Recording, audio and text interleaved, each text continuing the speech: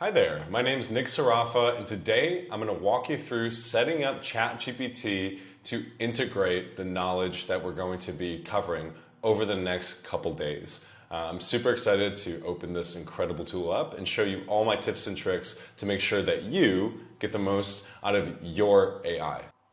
All right, so we're going to use the web browser of your choice, and we're going to go to the URL chat.openai.com/auth/login. Now there is a chance that you might already have an account set up, and that's okay. If you already have an account set up, I want you to go over here, click the login button, and get yourself logged in. If not, we're going to go ahead and click the sign up button and create our accounts together.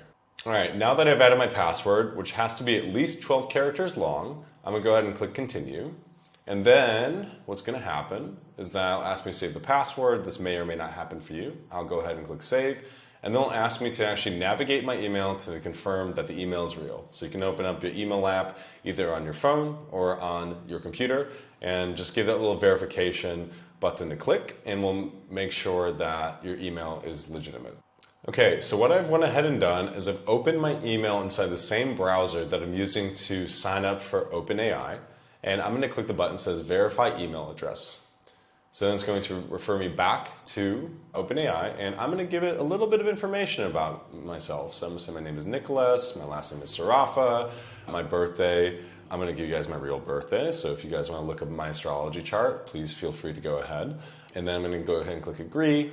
And then we're going to continue on, and we will find ourselves inside of the ChatGPT application. So this app is available both on your iOS or Android device as well as inside the web browser. But today we're going to focus on the web browser and getting this one set up with the greatest features so that we can navigate the rest of the day's events.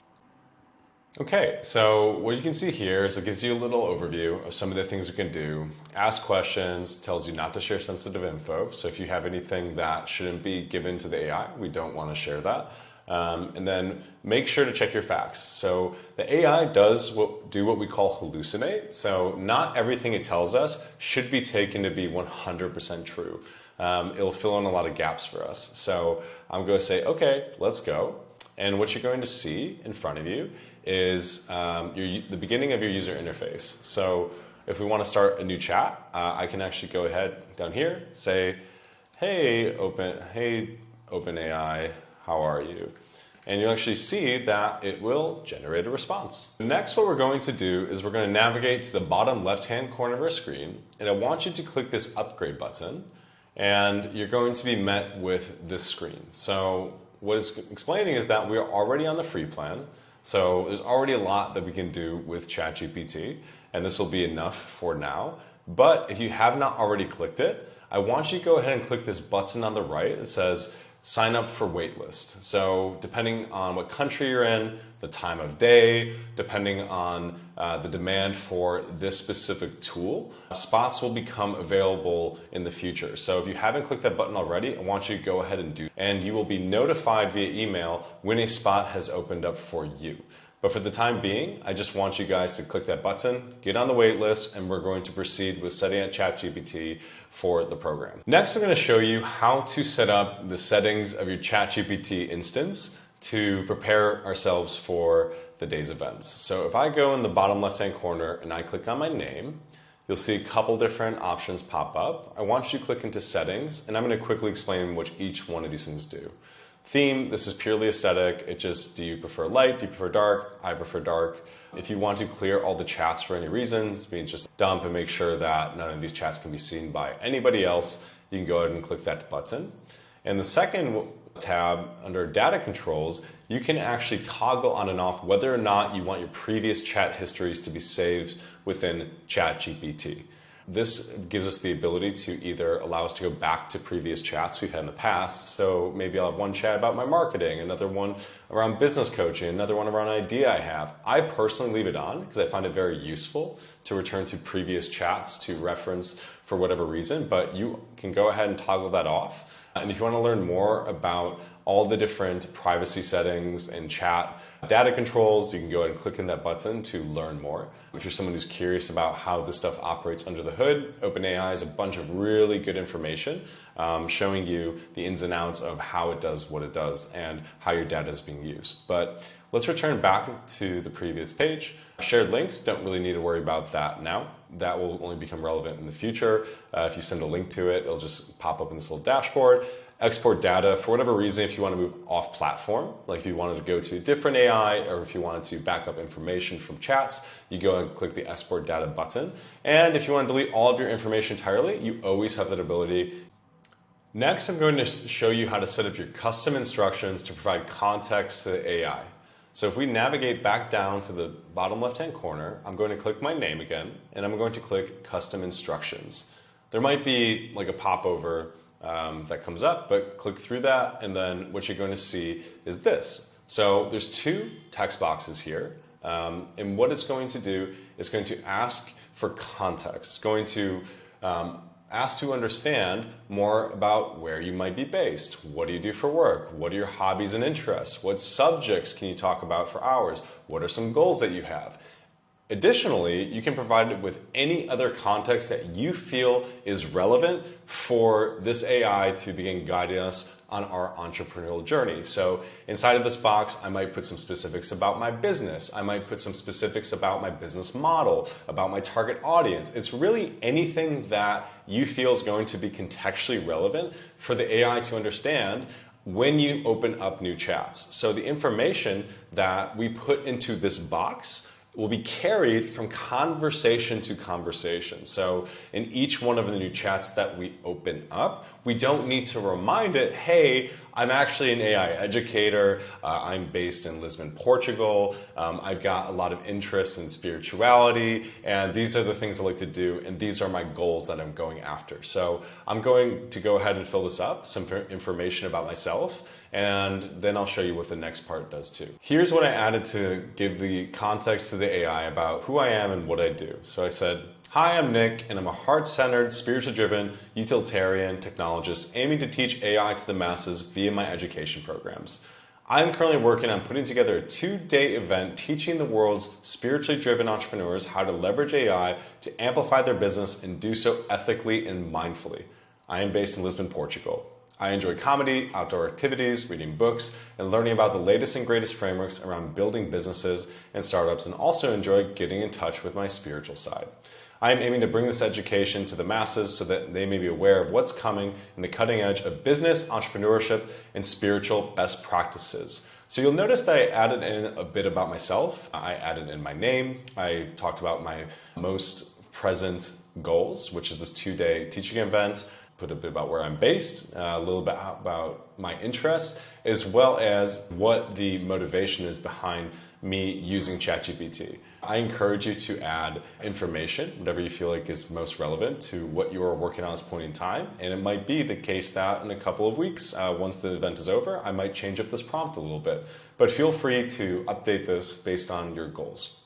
Next is an interesting question. They ask, how would you like ChatGPT to respond? A lot of computer scientists looked at this prompt and experimented a lot of different ways and a lot of different modes of responding. And they actually found that to produce the highest and best results from the AI, that the line, take a deep breath and work step by step, is the most effective prompt. This worked better than hundreds of others that they tried.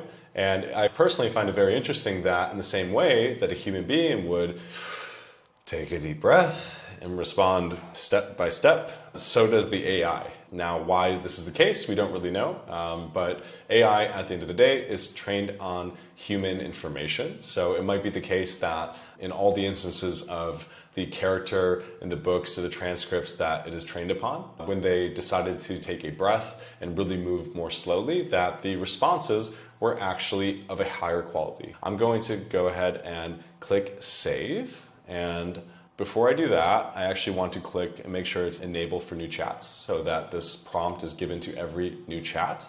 You can turn this off anytime, mind you, but for the time being, we're going to leave it on, and I'm going to click save. And now we are ready to get started using ChatGPT. So next thing we're going to do is we're going to install ChatGPT on our phones. ChatGPT is available for both iOS and Android, but because I have an iPhone, I'm going to show you how to set it up using an iOS device. So what we're first going to do is we're going to open up the Apple App Store. I'll go to the search bar and I'll search ChatGPT. You'll see these ads that are popping up. You'll see a bunch of different AI apps, but we're going to ignore all of those. Instead, what we're going to do is we're going to click ChatGPT, the official app by OpenAI. And if you don't have this app yet, you'll click the Get button and install it on your phone.